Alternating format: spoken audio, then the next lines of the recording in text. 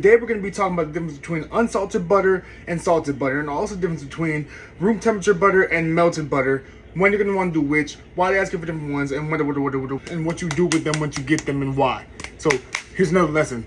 Pay attention. Now, unsalted butter versus salted butter. Unsalted butter is more commonly preferred in baking because it allows for more control over the recipe and more control over your salt content, because like it's in the name, salted butter, you're going to have more salt coming from the butter, and most recipes already ask for salt. So most recipes that are asking for salt are going to ask for unsalted butter, so it's not a too salty recipe. Now, if a recipe calls for unsalted butter but you only have salted butter, you can use salted butter, but keep in mind that if you use salted butter, you might want to cut out a little bit of the salt that the recipe calls for, because salted butter plus salt is going to be a saltier mixture, and you don't want some salty ass cookies or salty ass brownies, do you? No, you don't. You want them to be sweet. Now, in terms of room temperature versus melted versus softened butter, when do you use each and why? Room temperature butter, you're more typically going to be using that when you're making cookies, cakes, icings. You leave it out for 10, 15, 20 minutes. It gets room temperature. It allows the mixture to be more airy and light and fluffy. So melted butter, you're more typically going to find in like loaves and brownies.